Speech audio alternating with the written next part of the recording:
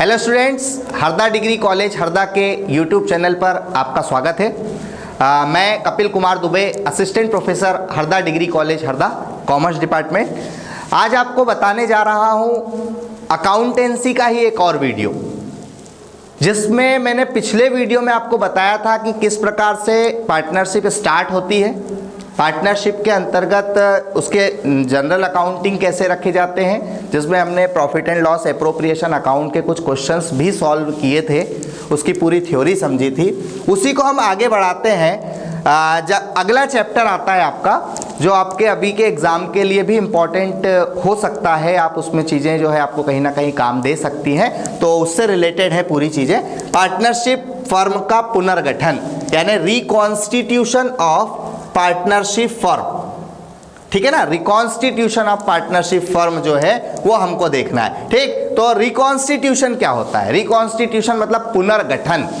पुनर्गठन का मतलब वापस से गठन हो रहा है, ठीक है। छोटी सी बात समझना यहाँ पर, जब फर्म के एग्रीमेंट में पार्टनर्स के बीच में उस एग्रीमेंट में किसी भी प्रकार का कोई चेंजेस आता है, तो वो चेंजेस कहलाता है आपका साझेदारी फर्म का पुनर्गठन, यानी रिकॉन्स्टिट्यूशन ऑफ पार्टनरशिप फर्म। किसी भी प्रकार का चेंजेस, भाई चेंजेस क्या हो सकता है, अपन उसके टाइप समझते हैं कि वो चेंजेस क्या होंगे, ठीक है। तो यहां पर पॉइंट बस समझना है आपको, व्हाट इज रिकॉन्स्टिट्यूशन, साझेदारी फर्म का पुनर्गठन क्या है। तो पुनर्गठन मतलब फर्म के एग्रीमेंट में पार्टनर्स जब किसी भी प्रकार का कोई बदलाव करते हैं, तो वो प्रक्रिया कहलाती है आपकी साझेदारी फर्म का पुनर्गठन, ठीक है। आप यहां पर उसकी पूरी डेफिनेशन देख सकते हैं। Partnership is an agreement between two or more person for sharing the profit and losses, ठीक है, of a business. Any change in the existing agreement leads to the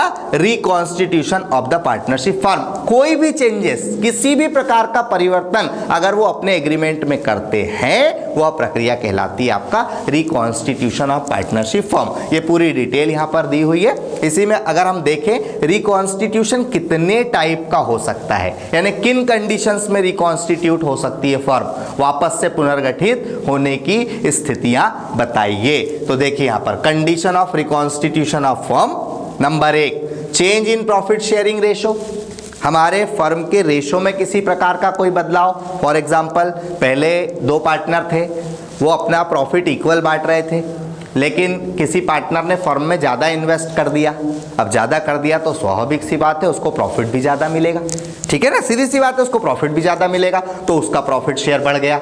तो बताइए चेंज हुआ, चेंज हुआ मतलब उसको हम पुनर्गठन यानी रिकॉन्स्टिट्यूशन बोलेंगे।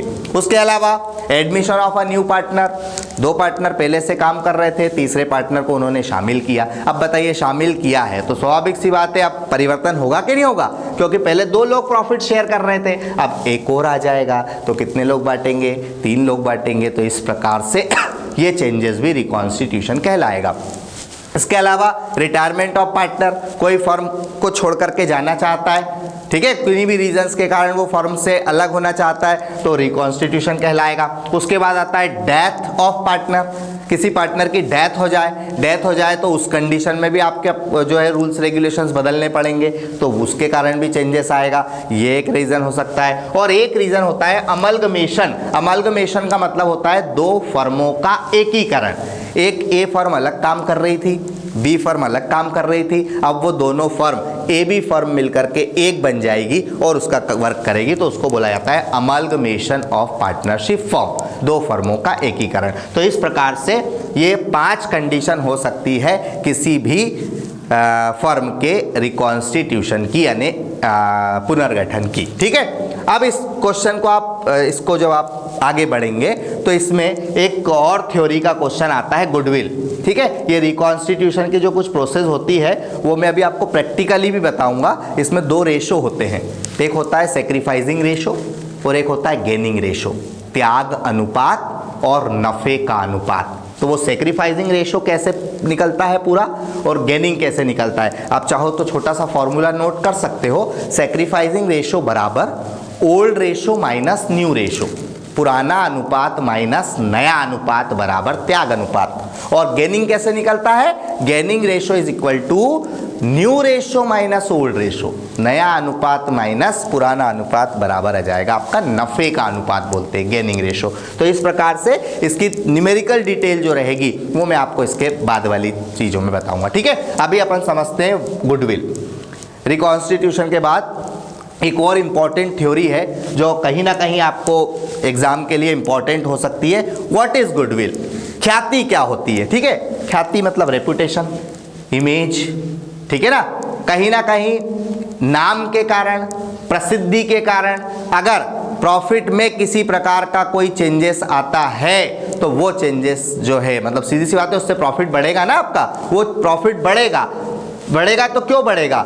एक इमेज से बढ़ेगा, एक नाम से बढ़ेगा। तो वो इमेज, वो रेपुटेशन, वो नाम, वो प्रसिद्धि ही क्या कहलाती है? गुडविल कहलाती है, ठीक है। आप यहां पर देखोगे goodwill is an intangible asset, है ना, which is the result of goodwill name और reputation enjoyed by firm that enable to earn higher profit than the normal profit. मतलब ख्याति एक अदृश्य संपत्ति है जो व्यापार के अच्छे नाम या प्रसिद्धि द्वारा व्यापार को सामान्य लाभ से ज्यादा लाभ में कन्वर्ट करती है।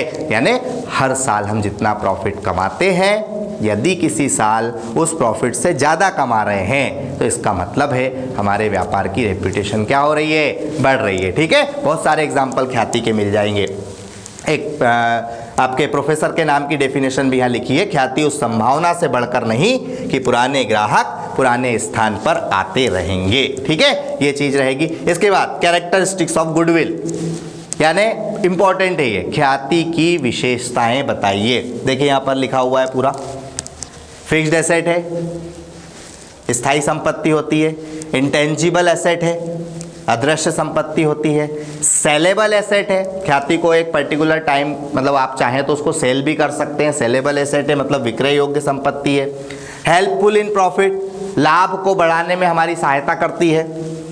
उसके बाद कोई मूल्यह्रास नहीं, ठीक है। थोड़ा सा यहाँ पर एक मिसिंग है, इसको एन कर लेना, नो डेप्रिशिएशन चार्ज, इसके ऊपर किसी प्रकार का कोई डेप्रिशिएशन चार्ज नहीं होता है। और एक रिटर्न ऑफ, कुछ समय के बाद इसको अपलिखित कर देना चाहिए। तो इस प्रकार से आपका एक थ्योरी का क्वेश्चन और हो जाएगा। क्वेश्चन रहेगा व्हाट इज गुडविल, ख्याति क्या है, एक्सप्लेन कैरेक्टरिस्टिक्स ऑफ गुडविल, इसकी विशेषताएं बताइए, ठीक है। तो इस प्रकार से अपन इसको कंप्लीट कर सकते हैं और समझ सकते हैं, ठीक। अगला क्वेश्चन ये भी इंपॉर्टेंट थ्योरी के रूप में है, रीजंस फॉर गुडविल और फैक्टर ऑफ गुडविल, ठीक है। थोड़ा सा यहाँ पर ये मिसिंग है, डेटा देख लेना। इसको ख्याति उत्पन्न होने के कारण बताइए, ठीक है। ख्याति क्यों उत्पन्न होती है, यानी उसके फैक्टर्स बताना है आपको। अब फैक्टर्स क्या क्या हो सकते हैं, देखो।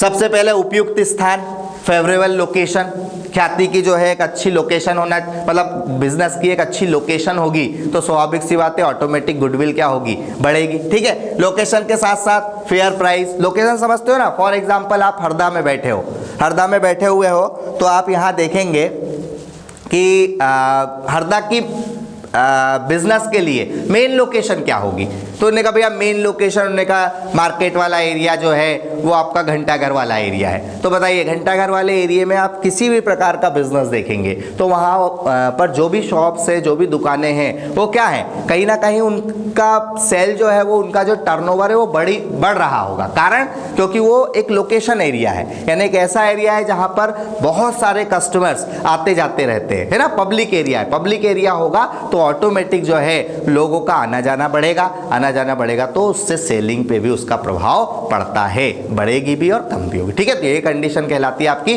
कहीं ना कहीं लोकेशन जो होती है आपकी गुडविल को क्या करती है, आपकी इमेज को क्या करती है, बढ़ाती है। दूसरा पॉइंट दे रहा है यहाँ पर फेयर प्राइस, यानी मूल्य, आपके प्रोडक्ट की वैल्यू, प्रोडक्ट के प्राइस, आपको फेयर प्राइस देना पड़ेगा। अगर आप टाइम पर अपनी प्राइस की पॉलिसी बदल लेते हो तो कहीं ना कहीं आपके ऊपर इसका, आपके बिजनेस के ऊपर इसका नेगेटिव इफेक्ट जा सकता है। फॉर एग्जांपल भाई आज की डेट में मान लो एक कस्टमर आया, उस कस्टमर से आपने एक प्रोडक्ट की कीमत 100 रुपये ले ली, और दूसरा कस्टमर आया, वही प्रोडक्ट की कीमत आपने उससे 110 रुपये ले ली, तीसरा कस्टमर आया, उससे आपने 90 रुपये ले लिए। मतलब आपने 3 कस्टमर से एक ही प्रोडक्ट के 3 प्राइस लिए।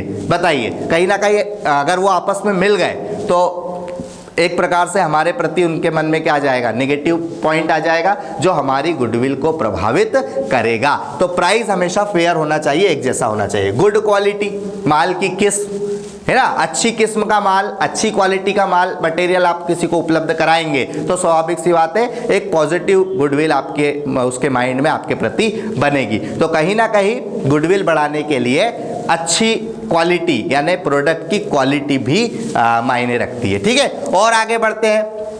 बिहेवियर ऑफ द ऑनर, मतलब स्वामी का व्यवहार, जो मालिक है उसका व्यवहार भी सबसे बड़ा होता है, वो गुडविल को बढ़ाता है और गुडविल को कम करता है। ठीक है, कई लोगों का स्वभाव देखा होगा चिड़चिड़ापन टाइप में आ जाता है, तो उससे क्या होगा, जो कस्टमर होगा वो चिड़े, मतलब वो कस्टमर के ऊपर भी उसका नेगेटिव इफेक्ट जाएगा और वो लॉन्ग टाइम तक आपके साथ जुड़ना पसंद नहीं करेगा। तो सीधी सी बात है, ऑनर का बिहेवियर जो है वो गुडविल को क्रिएट करने का काम करेगा। अच्छा बिहेवियर होगा तो बढ़ेगी और बुरा व्यवहार होगा तो क्या हो जाएगी, कम हो जाएगी। उसके बाद आफ्टर सेल सर्विस, देखा होगा कई बार विक्रय के बाद की सेवा।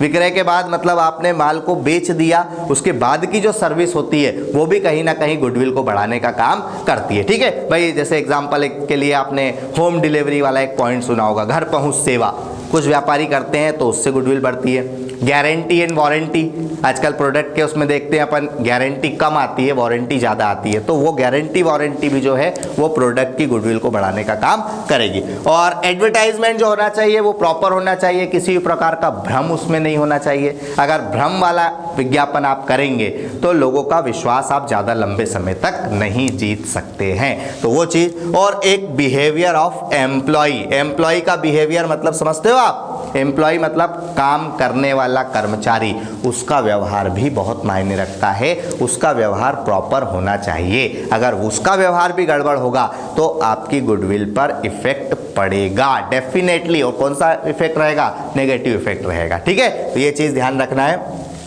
एक क्वेश्चन आपका हो गया फैक्टर ऑफ गुडविल, मतलब ख्याति के उत्पन्न होने के कारण बताइए। अब आता है अगला, टाइप ऑफ गुडविल, ख्याति के प्रकार बताइए। तो 3 टाइप की गुडविल है जिसको नेचर, 3 जानवरों के नेचर से उसको रिप्रेजेंट किया है। हालांकि एक चौथा टाइप भी होता है रैबिट यानी खरगोश, ठीक है, बट वो हिडन गुडविल के रूप में रहता है। बाकी ये 3 मेन है। रेट नेचर गुडविल, चूहे के स्वभाव की ख्याति, डॉग नेचर गुडविल, कुत्ते के स्वभाव की ख्याति, और एक होती है केट नेचर गुडविल, बिल्ली के स्वभाव की ख्याति। ठीक है, तीनों के नेचर को, मतलब 3 प्रकार की गुडविल को 3 जानवरों के नेचर से रिप्रेजेंट किया है। आप जैसे सबसे पहला आता है, अपन नीचे से चालू होते हैं, cat nature goodwill. Cat nature goodwill मतलब बिल्ली का स्वभाव कैसा होता है, ठीक है ना। केट नेचर को हम प्लेस रिलेटेड गुडविल बोलते हैं। प्लेस रिलेटेड मतलब डिपेंड करता है स्थान। आपने देखा होगा कुछ मटेरियल या कुछ ऐसी लोकेशन होती है जहां पर सेल कौन कर रहा है वो मायने नहीं रखता, कस्टमर कौन है वो मायने नहीं रखता, है ना। ओवरऑल लोकेशन मायने रखती है। वो पब्लिक एरिया है जिससे ऑटोमेटिक बिजनेस की गुडविल क्या होगी, बढ़ेगी। ठीक है ना। उसको कौन सा नेचर बताया गया, कैट यानी बिल्ली का नेचर भी ऐसा ही होता है। बिल्ली अगर एक प्लेस पर जब 1 बार 2 बार 4 बार बार बार पहुंचती है तो वो उस प्लेस पर परमानेंट हो जाती है, मतलब वो उस स्थान पर बार बार जाना पसंद करती है। वहां पर चाहे मालिक कोई और हो, उसका खुद का मालिक हो या ना हो, जिसने उसको पाला है वो हो या ना हो, लेकिन उसने उस स्थान को एक बार देख लिया है तो बस वो प्लेस पर ज़्यादा से ज़्यादा फोकस करती है और उसी प्लेस पर जाना पसंद करती है। इसी प्रकार से गुडविल भी होती है ना, यानी उसको हम बोलते हैं प्लेस रिलेटेड गुडविल। ठीक है, पर्टिकुलर कोई प्लेस, जैसे एग्जांपल अभी मैंने दिया था, कोई भी पब्लिक एरिया वाला प्लेस रहेगा तो वहाँ पर सेल करने वाला कोई भी हो, व्यापारी कोई भी हो, ऑटोमेटिक प्रभाव पड़ेगा। लोग जो है वहां पर ज्यादा से ज्यादा चूंकि आते जाते रहते हैं तो बिजनेस पर उसका पॉजिटिव इफेक्ट ही जाएगा। ठीक है, तो ऑटोमेटिक गुडविल क्रिएट होगी, इसलिए इसको सबसे हाईएस्ट बोला जाता है। यानी आपको एक ऑब्जेक्टिव में क्वेश्चन पूछा जाता है हाईएस्ट वैल्यू ऑफ गुडविल, तो आप आंसर लिखेंगे केट नेचर गुडविल या प्लेस रिलेटेड गुडविल, बिल्ली के स्वभाव वाली ख्याति। सबसे सर्वाधिक मूल्य जो होता है वो कौन सी ख्याति का होता है, केट नेचर गुडविल, ये ध्यान रखेंगे। ठीक है, इसके बाद ऊपर बढ़ते हैं, डॉग नेचर। डॉग नेचर की बात हो रही है, मतलब इसको हम इंडिविजुअल गुडविल बोलते हैं। कुत्ते के स्वभाव की ख्याति। कुत्ते का स्वभाव कैसा होता है? डॉग का नेचर, वो अपने मालिक के प्रति वफादार रहता है। जहां जहां मालिक जाता है, स्वाभाविक सी बात है, कुत्ता उसके साथ साथ जाना पसंद करता है। बस, तो यहां पर आप बोल सकते हो कि व्यक्ति का नाम से जुड़ी हुई ख्याति है। वो व्यक्ति जहां भी जाएगा ऑटोमेटिक उसके नाम के साथ उसकी गुडविल क्या होगी? मूव करेगी। ठीक है, मैं यहाँ बैठ करके कोई प्रोडक्ट बेच रहा हूँ तो लोग मेरे नाम से यहाँ पर आ रहे हैं तो वो यहाँ पर आ जाएंगे। लेकिन अगर मैं वही प्रोडक्ट जो है वो किसी दूसरी जगह पर जा करके बेचूंगा तो लोग वहाँ मूव कर जाएंगे। मतलब कुल मिलाकर के यहाँ पर इंडिविजुअल व्यक्ति के नाम से जुड़ी हुई ख्याति है, वो जहाँ मूव करेगा ऑटोमेटिक लोगों का मूवमेंट उसके नाम के साथ वहाँ पर चला जाएगा। अपने यहाँ पर भी बहुत सारे एग्जाम्पल्स हो सकते हैं जो आपके इंडिविजुअल गुडविल के होंगे। ठीक है, ये हो गई आपकी कुत्ते के स्वभाव ख्याति। इसकी जो वैल्यू है कम ज़्यादा होती रहती है, इसको स्थायी नहीं बोल सकते, कभी कम हो गई कभी बढ़ गई। और एक और होती है rate nature goodwill. Rate nature goodwill यानी सीधी सी बात है, चूहे का स्वभाव देखा होगा। ठीक है, चूहे का स्वभाव कैसा होता है? जिधर बम उधर हम। सीधी सी बात है, मतलब जहां हमको अच्छा मिलेगा हम उस और क्या कर देंगे? मूव कर देंगे। तो वही बात यहाँ पर होती है, चूहे का नेचर से उसको रिप्रेजेंट किया है यहाँ पर कि प्रोडक्ट की क्वालिटी, आज प्रोडक्ट किसी पर्टिकुलर पर्सन के पास अच्छा मिल रहा है तो लोग उधर मूव हो गए, कल उससे अच्छा प्रोडक्ट किसी दूसरे के पास चला जाएगा, लोग उधर मूव हो जाएंगे। फॉर एग्जाम्पल, जैसे टेलीकॉम कंपनी का एग्जाम्पल देख सकते हैं। आज से 4 साल 5 साल पहले, जब मतलब 5-6 साल पहले जब जियो ने लॉन्चिंग नहीं की थी, उसके पहले क्या था? अलग अलग कंपनीज की सिम कार्ड होती थी, उसमें कई बार देखा होगा आपने ऑफर्स, व्यक्ति के पास 2-3 प्रकार की सिम रखी हुई है अलग अलग कंपनी की।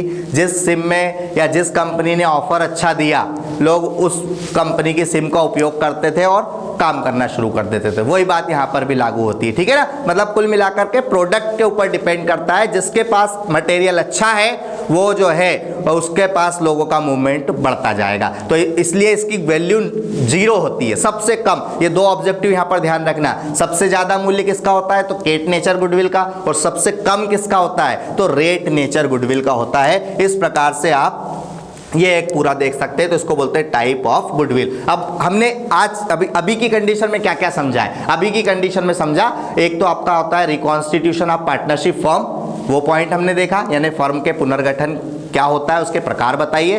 फिर गुडविल की मीनिंग, गुडविल की डेफिनेशन, उसके कैरेक्टरिस्टिक्स और फैक्टर्स, कैसे गुडविल उत्पन्न हो सकती है वो, और लास्ट में अपन ने देखा टाइप ऑफ गुडविल। ठीक है, तो ये पॉइंट अभी हमने देखे। अब इसके बाद इसका एक इंपॉर्टेंट पार्ट आता है मेथड ऑफ गुडविल, उसको हम समझते हैं अगले वीडियो में।